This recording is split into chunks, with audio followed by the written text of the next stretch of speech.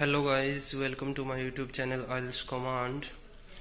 Today I will discuss that how we can write an effective introduction for the writing task 2. So first thing that is most important whenever we are going to start to write the answer of the writing task 2 is to understand and analyze the statement accurately so that we can know what we can write in our answer. Okay. So today's statement is Today, the high sales of popular consumer goods reflect the power of advertising and not the real needs of the society in which they are sold. To what extent do you agree or disagree? तो statement अपनी है कि आज के time में जो high sales of popular consumer goods means जो popular consumer goods है उनकी जो हाई सेल हो रही है, ज़्यादा क्वांटिटी में उनकी सेल हो रही है, reflect the power of advertising, वो रिफ्लेक्ट करती है किसकी पावर? एडवर्टाइजिंग की power. And not the real needs of the society in which they are sold. To what extent do you agree or disagree? इनका कहने का मतलब ये है कि जो पॉपुलर कंज्यूमर गुड्स की जो सेल जो ज़्यादा क्वांटिटी में हो रही है वो किसकी वजह से हो रही है? वो हो रही है एडवर्टाइजमेंट की पावर की वजह से। मीन्स लोग एडवर्टाइजमेंट से अफेक्ट होकर के, एडवर्टाइजमेंट से प्रभावित होकर के उन चीज़ों को खरीद रहे हैं जबकि उनकी रियल लाइफ में कोई ज़रूरत नहीं है। आप इस बात से कितने एग्री हो, कितने डिसएग्री हो? Means if we are agree with this statement then we will write that how the people get affected due to the advertisement of any product, and if we are disagree then we will write that the people don't get affected due to the power of advertising, they only purchase things on their own choices. Okay, so first, so as I have discussed in the previous video that there are 4 steps to write the good introduction. First one is general line. Write any general line, or it is also known as the hook related to your topic. Then paraphrase the statement. Paraphrase means don't copy the statement as it is from the question. Write it in your own words. You can change the sentence or you can use synonyms, but the meaning should remain same as it was in the statement. Then thesis means about your opinion, that you are agree, you are disagree. Outline statement means what are you going to write in the body paragraph 1 and body paragraph 2. So let's start. First step is general line, means अपना जो topic है वो किससे related है? वो advertisement से related है कि एडवर्टाइजमेंट से लोग प्रभावित होकर के चीज़ों को खरीद रहे हैं जबकि उनको इसकी रियलिटी में ज़रूरत नहीं है।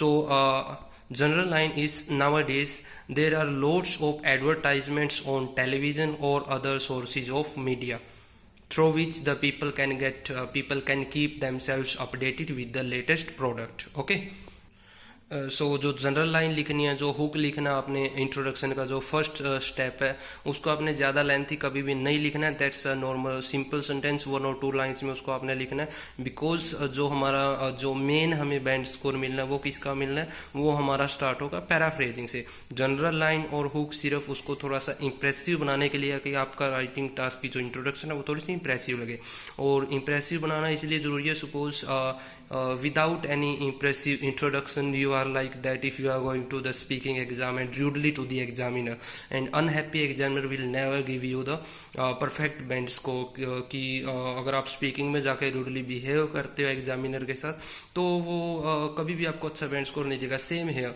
कि आपने बिल्कुल उसको इंप्रेसिव वे से स्टार्ट करना है। First impression is the last impression, so it's my recommendation to all the students who are doing the IELTS. Okay, so general line होगी कि आजकल के दिनों में बहुत सारी एडवर्टाइजमेंट्स, चाहे वो टेलीविजन हो चाहे वो मीडिया का कोई अदर सोर्स हो। Okay, now second step is paraphrasing. Paraphrasing means statement का मीनिंग हमने सेम रखना है, उसको सेंटेंस ऑफ ऑर्डर चेंज कर देना है, उसके वर्ड्स हमने सिनोनिम्स वगैरह यूज कर लेने। So some people think that advertising boost the sales of goods and it encourages people to purchase things unnecessarily.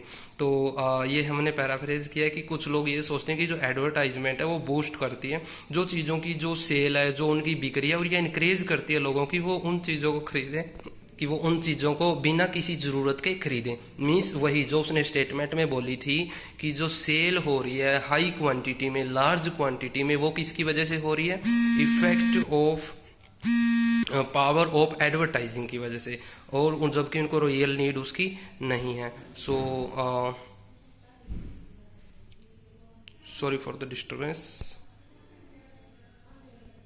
सो ये हमारी पैराफ्रेजिंग हो, हमने उसका मीनिंग सेम रखा है, उसको पैराफ्रेज कर दिया, उसको सिनोनियम्स यूज कर लिया, उसका सेंटेंस ऑफ ऑर्डर हमने चेंज कर दिया। Now thesis means thesis part is the most important part of the introduction. Sorry जो राइटिंग जब आपकी चेक हो रही होती है तो वहाँ पे एक मेन आपका कॉलम होता है कोहेरेंसन एंड कोहेंस, जो आपका क्लियर मैसेज कितना अपने एग्जामिनर को दिया 25% मेन स्कोर जो मिलता है वो आपको उस बेस पे मिलता है। सो थीसिस का मीनिंग ही वो है कि आप कितना क्लियर मैसेज दे रहे हो एग्जामिनर को कि आप किस चीज के फेवर में हो।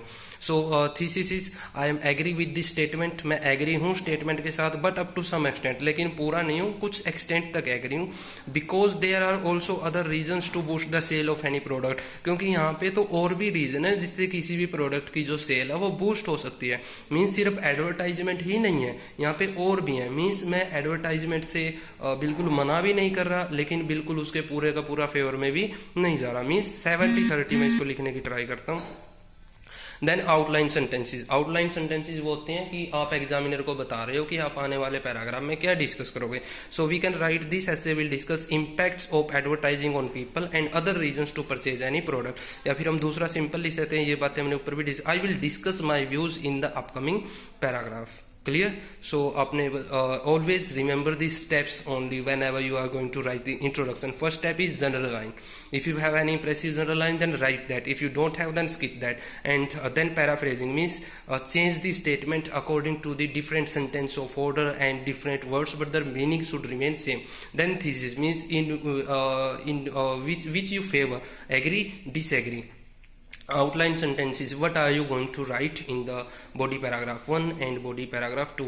So I hope all things will be clear. If anything remain unclear, then please comment and tell me. I will make clear all the things in the next video. So subscribe this YouTube channel, IELTS Command, and share this video.